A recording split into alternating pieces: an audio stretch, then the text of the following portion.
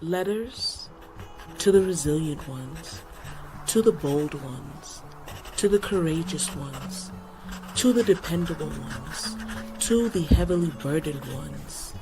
Letters to the Strong Ones podcast.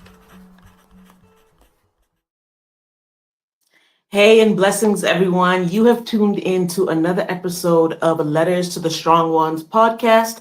It's your girl, Steph Jones, also known as Zala Kalandra, and this is just a safe space to discuss some of the things that strong ones go through. We need a healing space to talk about some of the burdens, some of the responsibility, and all the things that people depend on us for.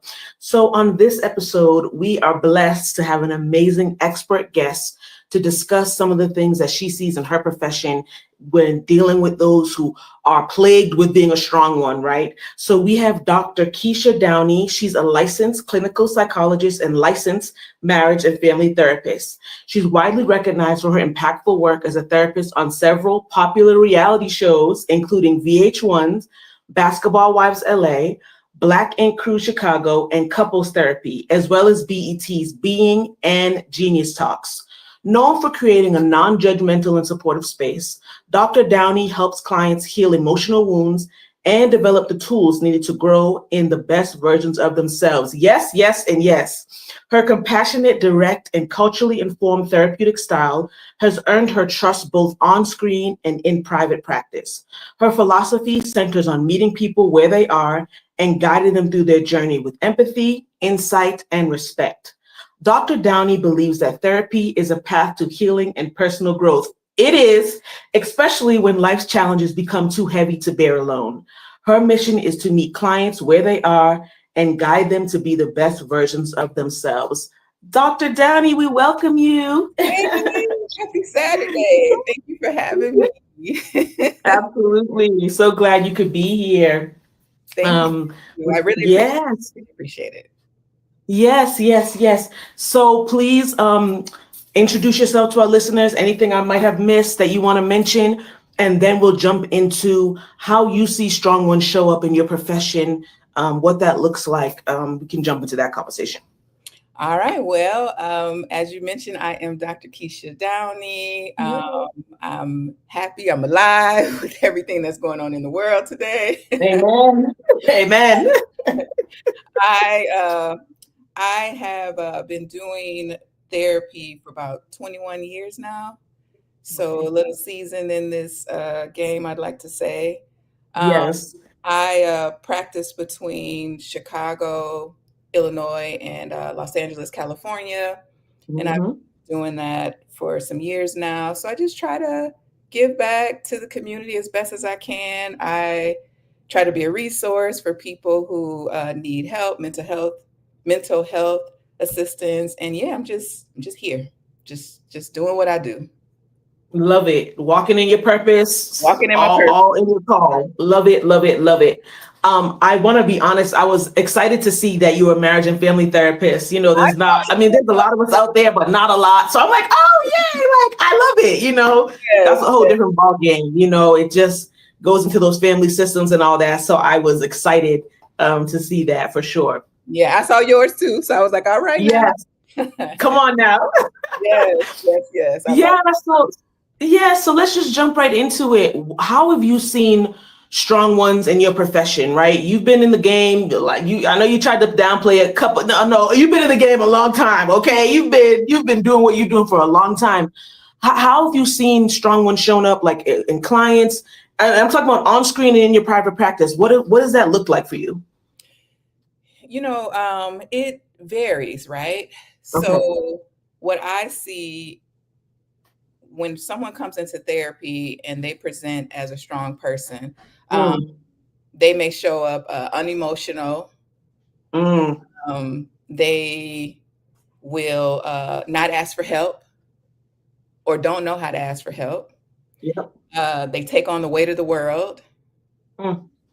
and then they get kind of put into this category, and so it's hard for them to say no to things later on in life or presently in life.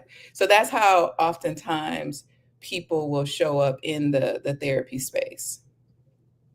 Yeah, I like that you mentioned emotionless. I wanted to expound a little bit on that. Like, when we're talking about someone being a strong owner, presenting as that way, I think there's so much numbing that has to happen for you to just continue on. Yeah. There's so many times where the people in your life who consciously and unconsciously are piling things on your shoulders, they don't even consider your feelings. So when other people don't consider your feelings, typically you don't either. Right, right, right, right. No, you're absolutely Yeah. right. I think it's the role that individuals tend to take on, but it didn't start in the current. It started early on in our childhood experiences. Mm. Oftentimes, within the family unit, we take on certain roles, right? And I feel like it just kind of turns into that, or it impacts who you become as an adult. And so now we are these strong individuals, we take on everything, and it's just hard to change it around, but there's a difference between uh, someone who is really strong, and I can talk more about that, versus Please. people who present, as what I kind of mentioned to you a few seconds ago. So Yeah, well, let's jump into that difference. And I think on a past episode, we were kind of trying to mention that, like, there are some people who you just have to be strong. Like, you were given so much responsibility as a child, or trauma happened and you kind of put that steel wall up. But then there are those people who their strength is a facade, a mask, and it's something that you put on because you just had to make it through life. So right. please expound on that. What are those differences, and like how does that show up? Well, strong individuals, and again, I have my air quotes up. Strong individuals are Yeah. ones that are, resilience. They're Mm. accountable. They take Yep. accountability. They have emotional strength, Yep. emotional maturity. They're honest, reliable, disciplined. Right? They set healthy boundaries for themselves. Mm. Mm. Um, when I talk about emotional strength can only be assessed over time. Right? It's not something that happens in the moment. And I can give you an Right. example. Let's Please. say that I worked 30 days straight, 10-hour days. In the moment, I could put myself on autopilot just to get through those 30 days, right? Doesn't mean I'm a strong individual, it just means I just know how to get through things. Sure. Your emotional strength or how strong you are will be determined later on with how you handle it after those 30 days. Like, what am I Mm. after, right? Am I taking care of myself? Am I able to move forward and just do things and cope with life or what have you? Because on the flip side of that, I could literally shut down, not be available to anybody, not responsive, just depressed. I mean, the list goes on. So again, there are a lot of factors that can determine what someone who is, considered strong. So Yeah, thank you for making that distinction. And I guess I would be wondering, like, I don't know, because there's a danger in that. When you're presenting as strong and not necessarily strong, you really don't know when your breaking point is. You don't know when you're going to snap. You don't know right, what's going to put you over the edge. right. You know what I mean? So it's like, how have you seen that in marriages? Like, to break it down, how have you seen that in marriages, and then in individuals? And then I do want to slide into how that presents with celebrities who are seen to be strong, but if anyone's on social media, we can Yeah, see what yeah. what's really going on. Yes, definitely. I'll start with marriages, Sure. which I'm sure you are aware of this. Projection and displacement is a real thing. Mm. Mm. When I tell you it is a real thing, it's a real thing. Yeah. Oftentimes, people who present as strong, they take things out. What's the saying? You take things out on the people who's closest to you. And Yeah. that tends to happen a lot. And subconsciously, people don't know that they're doing it. So it's up to the partners or the family members to speak up, right? And we hope that that individual who is projecting or displacing will hear them, right? Um, Right. in the celebrity realm, just kind of skipping over to that, Hmm. they take on so much and they have to deal with so much. And so it's Mm. hard for them sometimes to even know that they are in a depressive state or overly anxious because they're constantly required to give so much of themselves, right? Yes. So again, Yes. but that same individual, celebrity or not, can tend to take things out on other people that are closest to them, or they just shut down completely. So Yeah, no, for sure. I mean, I'm thinking of celebrities and then even just people who just have a lot of responsibility from their families. You're required to give everything of yourself and still perform your daily functions, your own individual things that you have to do. You're still trying to wade through your own emotions while trying to carry everyone else's. I mean, I think that's why we see so many people breaking down or turning to substances. What are some of the ways that you've seen people cope with, trying to be a strong one or trying to put on that facade or carry all that weight? yeah, people do turn to substances, drugs, drinking, promiscuous behavior, just I think of some people who completely just shut down and just sleep and close themselves off to the world, as a coping mechanism. Sometimes they again get angry and they're taking things out on their kids. It just depends, to each his own. What I will say though is I have seen a turnaround, and what I mean by that is celebrities, and just us, we Mhm. are more knowledgeable now, so we will try to work towards decompressing, work towards Okay. taking care of ourselves. It's hard though, but we try, or at least we are aware that we need to have a balance in our lives, and so we'll Yeah. work towards them and we'll get it in where we can, like we'll try to Mm. get some exercising in and things like that. But to answer your question, the coping skills typically can be resorting to things that are not good for us. Yeah, yeah. Most times they are. I also want to find out, have you found resistance, with from your clients, like who identify as strong ones? Like, do you find that there's more pushback to what you're saying or to things you're bringing up, or do you find that they are not as ready to want to take that next step, maybe because they think they know everything, or like how does that look like? And sometimes, yes, oftentimes, or at least lately, people who come to therapy, they're ready, right? They're ready. They're ready. They're ready. Meaning, if they're calling me, they're ready to take that next step. Sure. In the past, though, people who came into the treatment, room, when I would help them see a different perspective, they could be resistant to that piece. Mhm. And Mm. so that would take a little bit more time. And again, it's just meeting a person where they are, making sure the Yep. rapport is built, and just trying to help them understand. I have a disclaimer in my therapy process that, I tend to be very direct. I will Mhm. challenge you, but I'm gonna be gentle, gentle Yeah. through the process. So again, resistance does come up as it is expected, but again, it just depends on how you handle the person in that moment. So yeah. Yeah, and that's real. I mean, strong ones are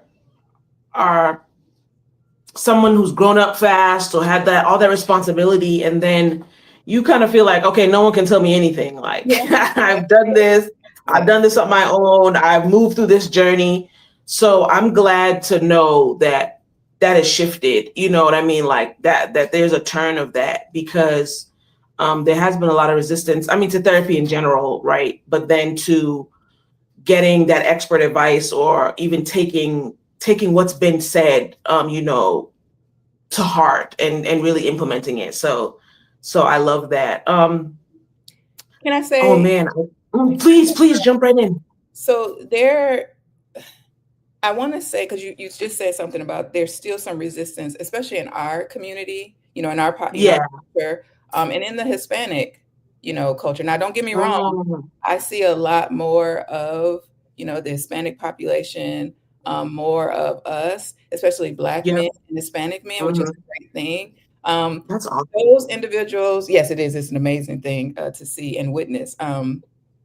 When they come into the therapy space, they would typically be the ones that are more resistant, because it's like you said, you don't know anything about me. How can you tell me something about me, and like I just sat before you, right? Yeah. But again, if you build a rapport, if you build that therapeutic relationship, I feel like movement can be made. So it's about uh, working towards trust, because again, lack of trust, paranoia kind of is heightened in our communities as well too. So again, just providing that safe space, helping them bring down their guards, I feel like can contribute to lowering the resistance, if that makes sense. So Yeah, it does. And what are some of the ways that you do that? You know what I mean? Like, how do you assist people with lowering their guards? Because, people come into therapy, it's still taboo. As it's true. There's still resistance, especially in our community. It's not as, oh, I'm just going to jump to therapy. People are still thinking you're laying on a couch or you're yeah, crazy, like, yeah, so how do you go about doing that? validation, Mm, validation, listening, just listening attentively, mm, acknowledging the person's pains and hurts, um, and giving them something to feel good about themselves, yeah, something back. Oftentimes, people will come into the therapy space and they don't get that. They don't get praise. They don't get the accolades. They don't know that they're doing something good. So it's up to me to also in the therapy space, point those strengths out because they're coming in for a problem. So if we focus on the problem all the time, what good, I mean, that's a good thing, but we want them to see there are positives within themselves. So it's yeah, validation. Gotta validate, gotta let them know you hear them loud and clear. yeah, yeah, loud and clear. Because most times strong ones, their feelings are invalidated. I mean, Yeah, that's just a reality. Like, yeah, they're discarded. No one no one really cares about them. People just want to, have their own situations and things handled. I think that's such a beautiful space for someone that you've identified, is either presenting strong or actually is, that. I think it's beautiful to validate them. I think that's a beautiful first step. And it yeah, does help to drop that guard. Everyone wants to be validated. Everyone wants to know, like, your emotions are valid, your feelings, your thoughts. And I know in that therapy space, even if we hear something totally off the wall, yeah, totally like just someone making a general statement, everyone in the world doesn't like me, like those statements. I mean, I think it's so important to just validate. And then, like, I feel like it's like, okay, reshaping and reframing, yeah, so that the narrative that you have given yourself can now go to the back and your real narrative can push forward. yeah, yeah. It's a beautiful thing to see, right? Um, Yeah. I feel like we are blessed to, being a marriage and family therapist as yourself, being blessed to be able to help individuals uh Yeah. see their worth, and just know that they matter, and if you are strong, it's okay to acknowledge that, but also just making sure that you take care of yourself. So, Yeah, that's key. I mean, because often strong ones they forget about what their own needs. I mean, it just, you want to help, you want to save everyone, you want to make sure everyone else is okay.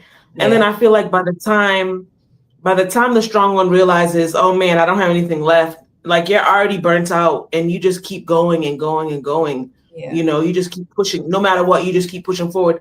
I know I've seen that, and it's hard to get people to see that they are worthy of not just self-care, but they're worthy of having their emotions validated, their worth validated. Like, yeah, I've seen that kind of be a hurdle to get over. You don't even think you're worthy of someone caring about how you feel or someone caring about your well-being. Have you seen that as well?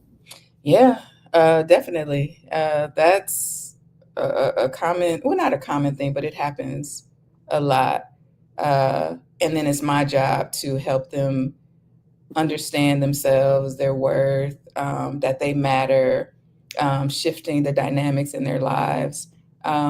Yeah, I, I'm thinking of a few of my patients, and I mean, Yeah. even myself, where uh, being strong or having to take care of two kids. I was a single parent, and Mm, taking care of two kids, I had the help of my mom and, like, family members. But it's hard. You have to be on and do everything yourself. And yeah. back then, I mean, I wish I knew what I knew now, but back then it was hard because you just had to keep going, going, going, going. Um, Right. not taking breaks sometimes.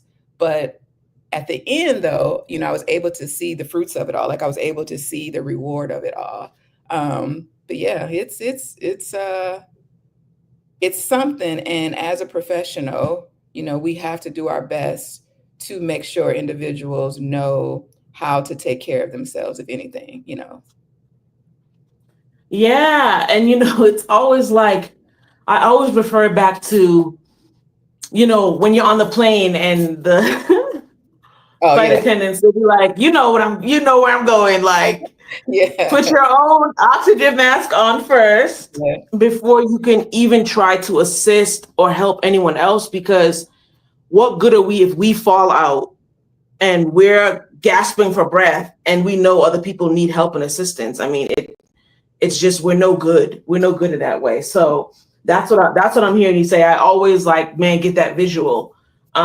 That I feel like our strength is seen in how well we take care of ourselves. Yeah. And I don't think this is a perspective that I have. I don't necessarily think it's a bad thing to take care of so many people. Like if you have the resources, if you have the energy, the stamina, I don't think that's a problem. I think that the issue comes when we're taking care of so many people, but we're like not even on the back burner. We're not even on the stove like ourselves. If you can practice that self-care, if you can make sure that you're pouring into yourself or having others pour into you, take care of as many people as you want. And we show our love by how we take care of people.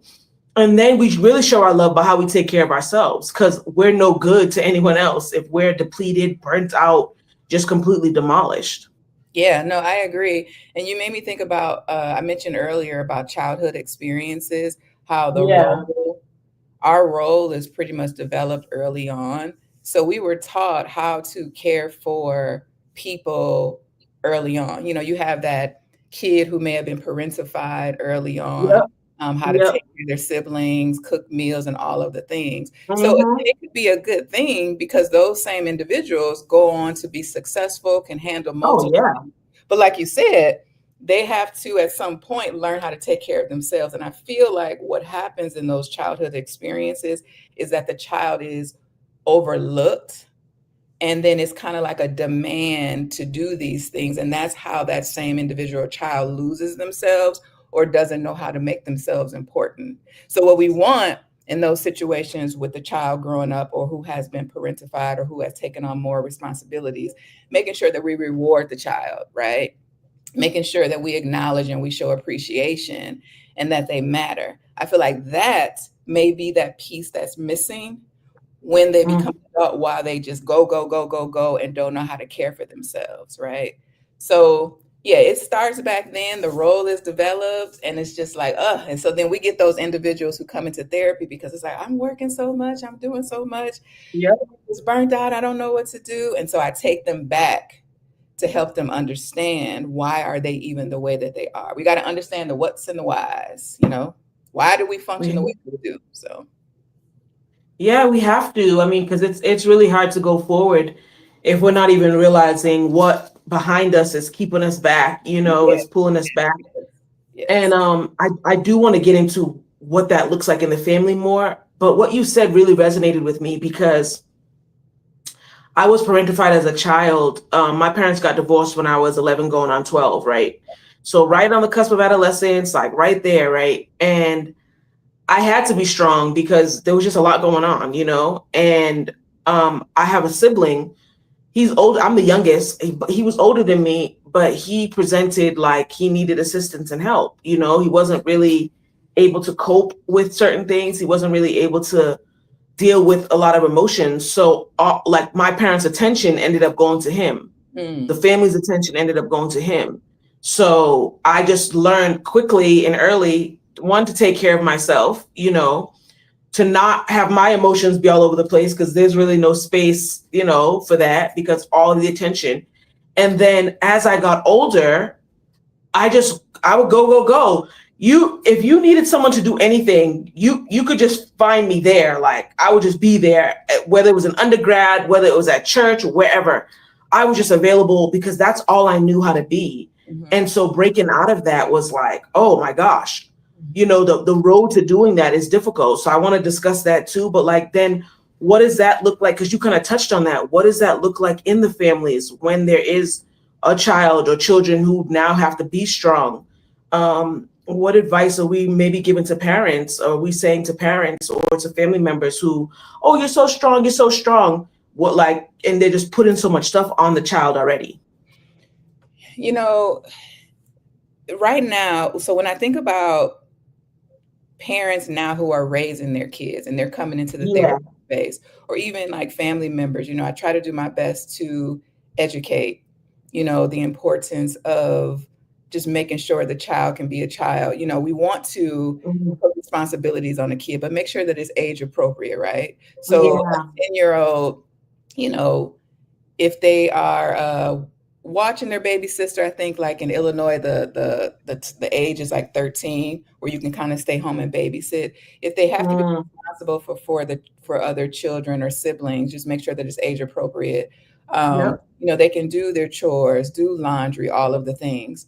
But again, having them responsible for 1,000, other things would be a lot. So just again, educating the parents, making sure there's a good balance with the child, making sure that the child has responsibilities, but it's not overboard.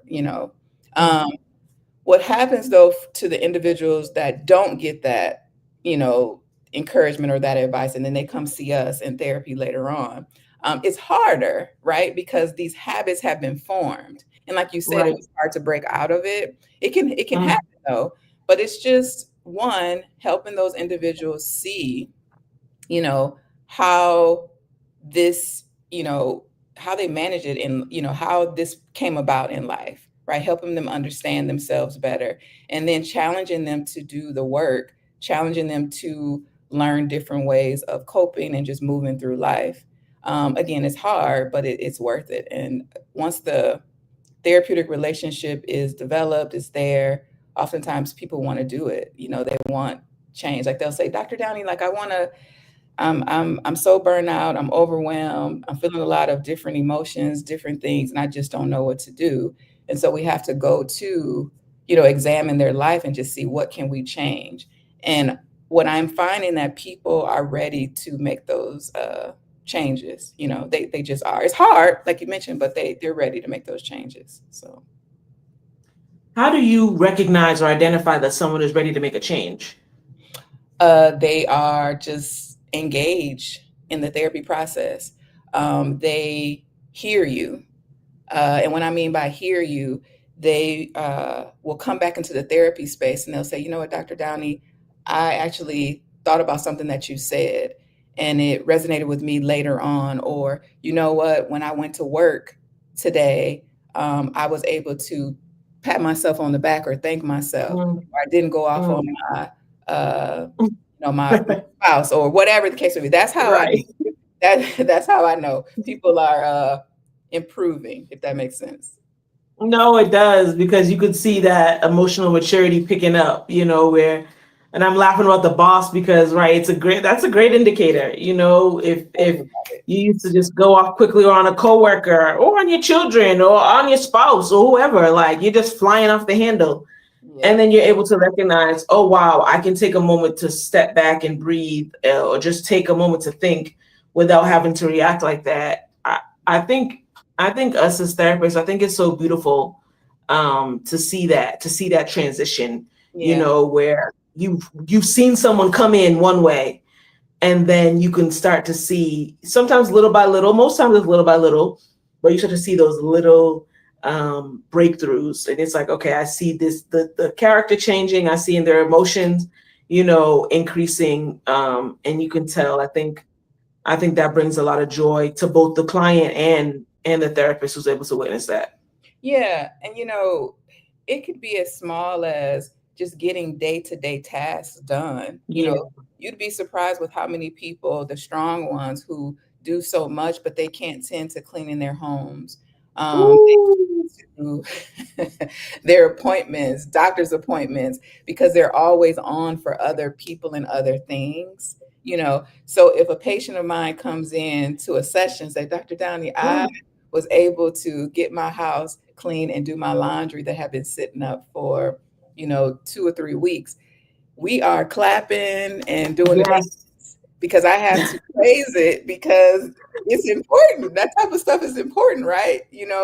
Um, but again, small things like that. I had a patient this previous week where just getting her to make her doctor's appointment, making the appointment, right? Just Mm. making it, and she got it on there. And so it was a beautiful thing. But again, some people would be like, what? Just a doctor's appointment? Yes, just a doctor's appointment can be challenging for some people to get done when they always have to be doing everything else. Because again, individuals sometimes they lose themselves. They are Yeah. used to putting everything and everybody before them.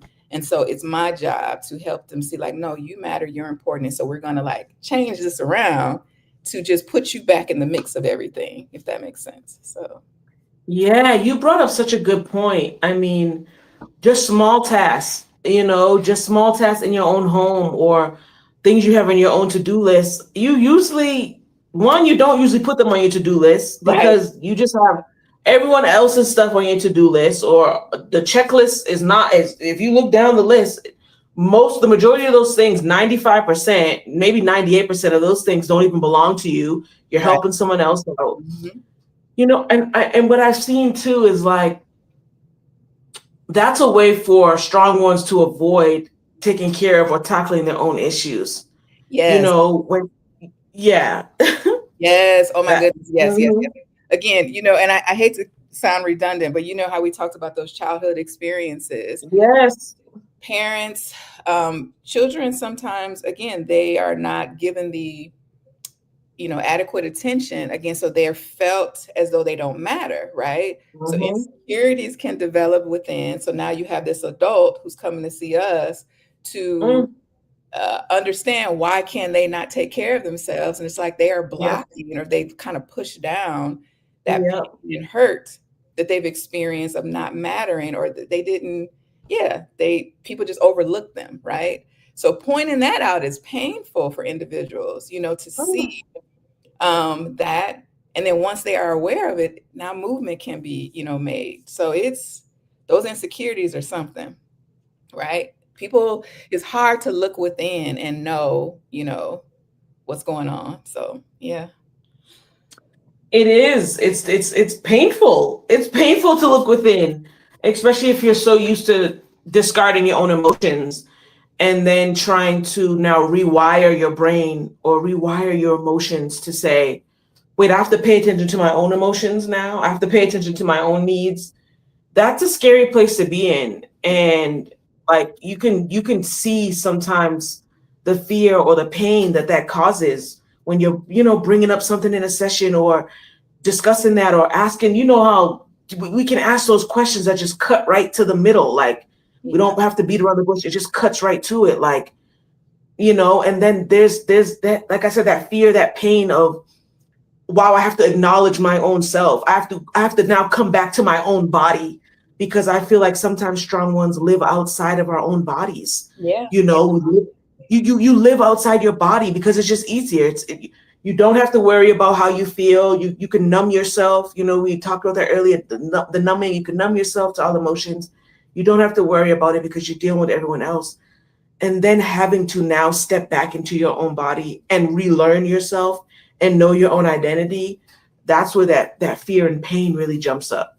Yeah. Yeah. And sometimes it's just easier for people to just keep going the way they've been. And it's harder. Like I have to rewire myself. I have to think about I'm gonna just stay in this, but it'll have detrimental effects down the line, though. It can hit you physically, your physical health.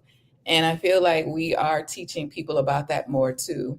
Migraines are real, heart attacks are Mm. real, ulcers are real. Like all of those things are real. Your body will start to shut down if you don't take care of yourself. People are having panic attacks and not understanding why, and it's just the nature of if you don't like calm down and sit down somewhere, your body is going to speak for you, Ah, physically. So, physically, yeah, yeah. And we're seeing ulcers and cancer and all these different ailments that pop up during the pandemic. Dr. oh yeah, Downey, I really started looking up the somatic symptoms, like how your body physically responds to what's going on emotionally or mentally. And it was, especially in our community, and I would say for Black women, right? Black men too. I saw more case studies about Black women though, who had high blood pressure, heart attacks. So we're talking about Nana and Big Mama who took care of everything. Yeah. You know, everyone depends on grandma. Everyone depends on Nana. Everyone puts everything on her. And then when she's either passing prematurely or just passing from a disease that didn't run in the family but sprung up, like that's because all that emotion was suppressed. I mean, emotion is energy.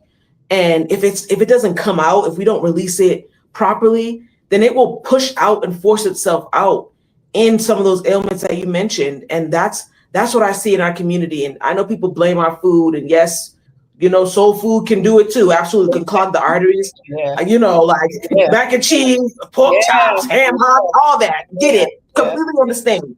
But I think it contributes a lot to all of that emotional stuff that we are holding inside because we have to carry everyone. Yeah, yeah. You know, I hate to use this is a corny example, but it's like when you stuff a balloon, it pops, you know? It pops. It's the same thing with us. If we stuff everything down, it's going to start to come out. And if you don't handle it or manage it, it's going to manifest itself within our bodies and it can start to tear things up, you know? So it's, again, educating people on this. Hopefully people will take heed to it and want to make the necessary changes. It's important, you know, especially with today's climate, you have to take care of yourself. I like to work hard, but I like to play even harder. You know? So it's just important. I mean, it wasn't always this way, right? As I mentioned, just, you know, I went through the struggle of caring for other people. But now I understand life better and I just want to do better. So I try to help my patients understand that. So, yeah. Yeah. And just briefly, I mean, what did that look like for you to get to that space? You know what I mean? Like, because oftentimes people are, you know, quoting things from self-help books or, you know, from things they've heard from others. But like when you've dealt with it or gone through it, like, what did that look like for you to just go through that and get to that other side of saying, I don't have to help everyone, or I don't have to help everyone to my detriment? Yeah. You know, my mom and my aunt, they would always say to me, like, Keisha, you always on the go. You didn't eat anything, you know, or they knew when I had a headache, oh, you must not have eaten, you know, or something. You just constantly on the go, girl, you got to slow down, you know. So I feel like that was told to me enough time where it was just like, all right, you got to get it together. But, you know, for me, I felt like I had goals. And once I met the goals, I felt like I can slow down. But, you know, we came into this field and I learned so much about myself. I did a lot of work on myself. And I feel like that's me. I don't know if I would have chosen a different path. I don't know where I would be, meaning I don't know if I would be doing the things that I'm doing now, if, you know, if I'm being, you know, honest and open, because this process of being a psychologist, a therapist, I mean, you have to do the work on yourself to properly care for other people, right?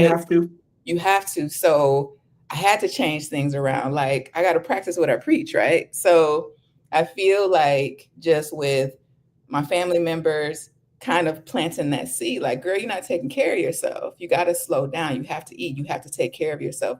That repeatedly being told to me, in addition to choosing this career path, it just helped me to make the necessary changes. And so now, like I said, I love to take care of myself. I'm so into self-care. I'm so into helping people know the importance of that. You know, I like my sleep. I'm a night owl, like all of the things that people who know me. So yeah. So I don't know if I answered your question, but yeah. You absolutely did. And we are going to spend some nice time on self-care, what that looks like, because I'm a huge self-care advocate too. You know, it's because it's super important.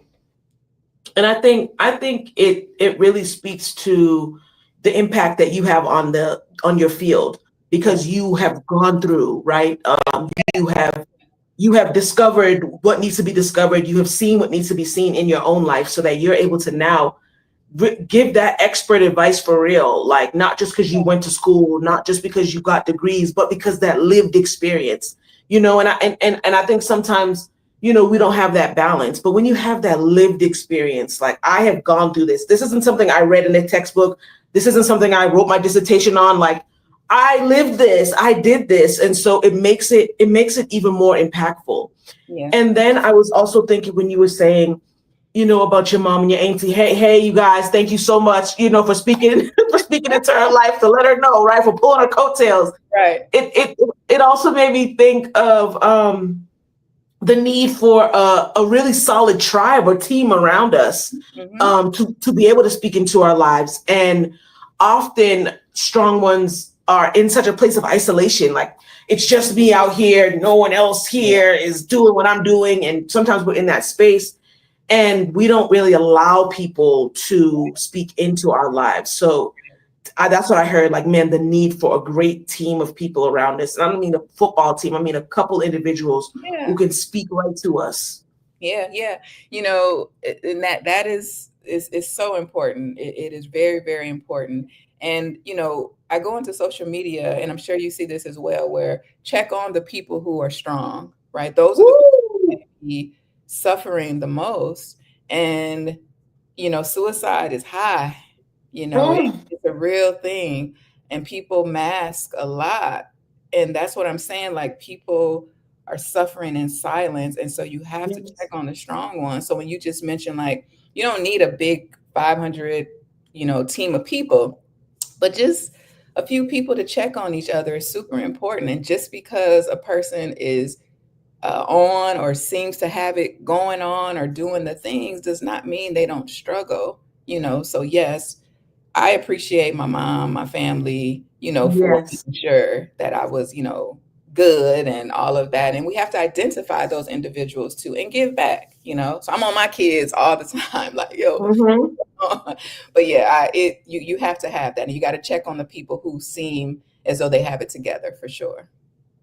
Yeah, and you're right. I have seen those posts all over, and I was seeing so many of them. That's what really encouraged me to drop this podcast, right? Like, because right, suicide rates are high, and especially in our community too. And it's like it used to be just in certain communities, but it's plagued Right. everywhere. You know what I mean? It's Right. reached everywhere. And Everywhere. it's even reached inside the church, with pastors. And you start seeing all these posts and all these, different articles, and you're like, what is going on? And then, I had started making a few posts on social media, and the responses I was getting, I was like, oh my gosh, like, whoa, because as I was mentioning, when you're a strong one, you do feel like you're in an isolated space. How could anyone else be dealing with this? It's just me. And again, going back to childhood, it's just me. I only had myself. That's usually the story that happened. You're like, I had to depend on myself. Everyone was depending on me. No one was there for me. It creates, that thought pattern in your brain, like, oh, this is a complex now. I don't have anyone. And so I'll put these statuses out, and people will be like, oh, that's me. I resonate. I'm like, oh, wow. And the importance of checking on the strong ones who go through life and present strong, and our face is always stony, but behind we're crying and we're hurting, and we're really just sometimes just doing it with us because we haven't found a place or people to really support us in that. So like check on your strong friends who are carrying the weight of the world. Yeah. And I have a lot of patients when you mentioned just the individuals who feel as though they don't have anyone. I mean, some don't, have anyone, and those people are in my office. They are in therapy, and so I try to be that space for them, as much as I can be, because those individuals need someone too. I mean, again, there are people who are alone, and they have to take on the weight of the world. So it's just our jobs to make sure we can provide that caring space for them to just release the day, talk things through, to let them know that even though they have these circumstances, of not having anyone, they have us, right? They have this space to do so. So again, it's therapy can be a beautiful thing, I think, all the way around. It really can. And again, I'm just really happy that more people are geared towards that. They're not as afraid as they may have been like 20 years ago. So I've seen it like 21 Yeah. years ago to now. It's a beautiful thing. It really is a beautiful thing to have seen. Yeah, you can definitely see the shift. Oh I mean, yeah. especially in our community too, it can get so difficult, people are so resistant, and it's just like so much happens, so much is going on, and you're just like, you need to be in therapy. You can identify, like, Yeah. and that, but that's the thing too, it's not the person who's running around naked screaming belligerent things who needs to be. It's just maintenance. You're coping. If even if you feel yourself, man, this is getting too much, or I just want to be able to talk to someone, like, those are the times to go, not when you're having some type of mental breakdown. And I think there's that stigma is always there, like, oh, I don't have to go to a therapist, I'm not crazy. One, that's to be debated. That's number one. That's to be debated. But okay, Right. because I don't think a lot of people know what's going on in their minds. We mask, we are in delusion, we hide things, we get opinions from yes people. Oh, you're fine, girl. Oh no, my guy, you're good. And they know we're not. Right. But you're going on, you're moving on, you're shifting on. And it's like, when you get into therapy and you're able to get into that beautiful space, it's a place of intimacy, and it can be a dangerous place to navigate because Yeah. you're in that healing space, right? And I always say this. I remember, Dr. Downey, when I entered into my marriage and family therapy program, the first thing that our professor said was, don't sleep with the clients. And at the time, I didn't quite understand why anyone would say that. I'm like, do I need to drop out of this program? Do I need to report this person to the authorities? What is happening? But the deeper you get into the program and the deeper you get into the life of a therapist and being that healer, it is such an intimate and transparent space that you're like, oh shoot, any emotion could come up if you don't have those boundaries, if you don't. And like you said, I'm saying all this is to agree, like you said, usually we're the only safe space that people find.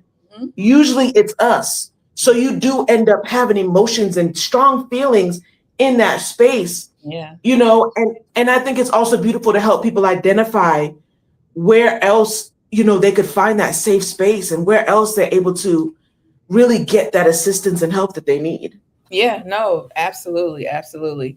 And again, you know, uh, speaking of what your professor stated, I feel like you have to, no, that's a real thing. That is a real thing. And It's I'm hearing real. reports of people becoming Oh, oh, relationships. And it's a that's lot a whole different podcast. That's a whole different.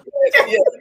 Um, but what I will say is we have to make sure we set those boundaries because that could Mm, definitely happen. yep. People start to feel a certain kind of way because they've opened up, because we're trained to provide Yes. a safe container for an individual Yep. who probably did not even know how to be vulnerable. No.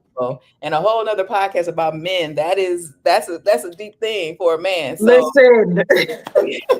again, that's another podcast. But um, yeah, so it's just I don't know. I'm glad that we do what we do. Um, Yeah. we can't reach everyone, but we do our No. best to be there as best as we can in an ethical way, of course. And for our strong people, it's just teaching them that it's okay to have their weaker moments. It's okay to not be on. It's okay to sit back and do nothing for the day. It's okay to say no, set those healthy boundaries. And so for those Mm, individuals who come in and like I mentioned, who present a certain way and they have it kind of backwards on what strong is, it's helping yeah. them see, no, say no today. And it's okay. You know, It's tell okay. okay. So yeah, it's yeah, it's a good thing. Yeah, and it's beautiful because, and you mentioned my favorite B word, boundaries. Like, I have big on boundaries, and that's what really helps us to cope. And when you discover that boundaries aren't to keep people out, but it's to protect what's inside, and it's really to preserve relationships, then I think when your perspective shifts to that, then boundaries become easier. They're never easy. They do Right. become easier when Yep. you're like, this is to preserve the relationship. Mm-hmm. That Dr. Downey, I want to be in a relationship with you. I want to still be in a friendship with you. So this is why I'm putting up the boundary, not to end it, not to break it, not to Yeah. destroy it, but to say, man, I respect you and I want to continue this on. So there are certain things that need to happen, to feel comfortable and to encourage clients to really build up their boundaries, because strong ones boundaries are what are those? We don't have them. It's just they're non-existent. They don't exist because you're just so used to abandoning your own well-being that you Yeah. just throw them to the wind, or you're just used to being around people who steamroll over your boundaries. You might put a boundary up, but it's flimsy, and someone just pushes it down, and you're just like, well, okay, I just have to keep going. Yeah. I've seen that too, and it's like, oh, okay. So Yeah. yes, I love that, encouraging people to really get those strong boundaries and be firm with themselves, right? First. Yeah. No, totally, totally. You know, I practice from an Adlerian perspective, and it's just basically just Mm, focused on the individual person, right? And so I believe there are three life tasks that make up the individual person. So you have, yeah. us as individuals, and then you have the uh, social task, which is your family, your social life, right? And Yep. then you have your career task, and Mm, then you have your love or romantic task. And so mm. ideally, we aim for balance in all three. If you aim for balance, it's a win, right? It's But a win. oftentimes people focus on one. So when they're career driven, all the other ones kind of fall off, right? So I try to use this example to help people see, and it also helps people to see like where they're falling short, like Mm, what are they doing? People will come into my office and say, like I'm so depressed or I don't understand why. Okay, let's look at these three tasks. Oh, it's nice. because you are focusing so much on work, you done forgot about your romantic task, and your Yep. romantic task is what you value more. You haven't been Hello. outside, you haven't hung out with friends or anything. So just helping them see that, they understand, oh wow, now I can actually visualize what's going on in my life, and then they know what to tackle, right? But again, the idea is to aim for balance, and I feel like that could help for those stronger individuals to just see or just check and checks and balances. Like, am I doing what I need to do in each area to make my life just feel more, balanced or complete? That makes sense. It's beautiful. It's beautiful because it does. Even if someone wants to write out or create a visual board, or like, of what that looks like, I'm seeing like a scale. I'm a very visual person. So I'm Yeah, seeing like a yeah, no, I scale, get it. like three scales. Like, is one scale too high, one scale too low? What are my levels looking like? And then clients are able to really determine, what do I need to take off so this balances, or what do I need to put on so that this, equals out. I think that's beautiful, and it's helpful, especially, to our listeners, and because sometimes you don't know where to begin. Right, You have an awareness of that. You want help, you want to get better, you want to step your foot on the journey, you don't have a place to begin. I think that is such a great starting point, it because is. it allows you to see, okay, I'm not balanced here. And it might, as painful as it might be to admit it or see it or hear it, it's pain that is worth it, because you can deal with that temporary pain to go forward into eternal healing, where you're like, I'm not balanced here. So what do I need to do? It's a great starting point. I really love that concept a lot. No, no, yeah, it's what I do. It helps people understand their value system. And again, sometimes people don't know what they value. So again, that's a They part of the don't. process. We do all this work together. So by the end, now they know what they want, what they deserve, their worth, like all of the things, and they're just a more well-rounded whole individual, if that makes sense. So yeah. No, it does. It makes perfect sense. I do want us to jump into the self-care Yeah. Yeah. topic. Okay. We have talked about how strong ones present themselves. You've talked about in the different spheres that you're in, how they present themselves, what that looks like, giving some advice to even families, parents, individuals, couples, or those in relationship of how to navigate through that. But I think at the end, like, the end cap of that is the self-care. A lot of people don't know even where to begin, and a lot of people think it's a 3-week vacation in Hawaii when it could just be as little as taking time to have a cup of tea, 10 Yeah. minutes to have a cup of tea.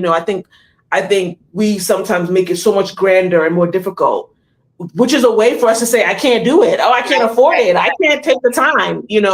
So please let us know what you do for self-care. You mentioned sleeping. I'm team sleep, team nap, team get your Z's in. Absolutely. What else do you do? And then, just how do people discover how to get their self-care regimen up and running? Because I feel like that's the biggest stumbling block for people. You overthink about it and then you never ever do it. Yes, yes, yes. So this is gonna sound so cray, but I'm gonna say it. Silence. Okay. Silence is self-care for me. Mm, Yeah, silence. Silence is very important for me. Uh, yeah. and what I mean by that is that as you know, in this profession, we're working, we hear, we do all the things, and so silence is golden, as they say. So silence is Yeah. important to me. I'm not talking all the time, even though I can talk, but just silence is okay for me. Then just like the normal things of I love massages. I do like to Mm, travel, but mm, just chilling. I yeah. don't have to be doing a lot of anything. I could just be at Yeah. home on my couch, on my bed, but I do like a massage. I like to pamper myself and do the little things. So Mhm. that's my self-care. When I think about other people though, because those strong ones don't know where to start, like you mentioned. No. So what I try to do is take them down memory lane, asking them, Mm, what were those things that made you happy? mm, What were those behaviors that activated that happy feeling, right? mm. So again, people get lost and they don't know what it is, but I'll take them down that lane and then they were like, oh, I used to like to listen to music or take a walk or go, plant plants, or I used to like to journal or write songs or poems or whatever that looks like. Yes, yes, yes. Then that's the self-care. Again, some people think, like you said, traveling. No, it doesn't cost anything for self-care. No. So everybody is different is what I'm saying. So it's really helping them figure out what were those things that made them feel happy and good, and that's kind of how we work, and then activating those things, right? So yeah, it's not cookie cutter. So that's what it could be. I love that. I love that you said silence, because I don't think that a lot of people realize that when you're in a profession that talks a lot, or you're listening a lot, or there's a lot of words everywhere, Everywhere. that when you get home, and I've seen posts on Instagram and stuff, I follow therapists and I'm in therapist groups, and I'm like, yes, I resonate with, just like, I don't want to talk to anyone. I don't even want to hear any sound from anyone else when we're done with clients, when we're done with sessions, it's on the weekend. And I don't want to hear anything. Don't ask me for any advice. Don't ask Right. me for, You are quiet, good. silence. Don't say anything. And Yeah. people don't realize, because it can be an overload depending on your caseload, dependent, and not just with clients, speaking engagements. You're Yeah. you're going all over, conferences, workshops, Yeah. guest appearances. There's a lot going on A lot. that people are pulling on your expertise. Quiet, silence. It's just that silence is very healing. Yeah. And then I love that, allowing people to go back in time and say, man, what made me happy? On another episode, we talked about that too, like Yeah. going to your childhood. Yeah. Did coloring make you happy? Did Mhm. painting make you happy? Yeah. What made you happy? And those are the things to really lean into and say, oh man, this is my self-care. And as adults, sometimes we feel like, oh, we're being too childish. I don't think there's any such thing. I really don't. Like, there's a childlike something that we have to keep and we have to Yeah. preserve, because if you just adult without letting yourself release or have any of that joy, Yep. you're done. You Exactly. know, you're done. You'll Yep. find yourself burnt out. So I love that. Going back, it's a beautiful concept in visualization. Going back to go forward. That I Yeah. need to think back. Okay, what made me happy? What brought me just peace and joy, so I can go forward in that self care. Another great place to start for clients and individuals and anyone looking to start their journey. Yeah. Totally. Yay. Yep. Yes. So believe it or not, Dr. Downey, we have been talking for an hour. Okay. Time will fly, right? Listen, time will fly, and we could go on and on because there's so many different topics that sprung out of this, but I want to give you the opportunity to let people know what you have going on and where they can reach you, should they want to further connect and just find out more about you. Yes, thank you. Thank you. My social media handles are Dr. Keisha Downey, and that's DrKeishaDowNey. Mhm. I'm just working. I got my 2 practices. Yes. Got some things I'm working on in the entertainment realm, but it's just working and living. Yeah. And Yeah. I guess it's to be continued, right? I'll keep everybody posted when other stuff will be coming up for me. But I just really appreciate your time and having me on here today and allowing me to share some of my expertise. So yeah, I really, really thank you for that.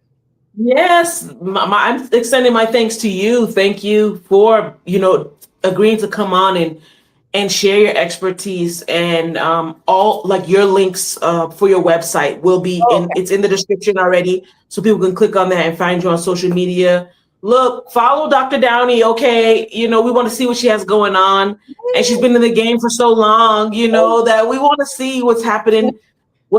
Because in this climate, we need sound, not just advice. We need sound lived experiences, and we need sound wisdom to make it through. We see what the world is doing. We see what's going on in society. yeah. And if we're not careful, we could be so overwhelmed with everyone else's stuff that we end up crumbling. And that's just not the way to go. Yeah, I agree. I agree. Yay. Yeah, absolutely. Well, thank you to all of our listeners who tuned in. And for those who will tune in at a later time for the replay, we will see you on the next episode. Thank you. Blessings. Bye-bye.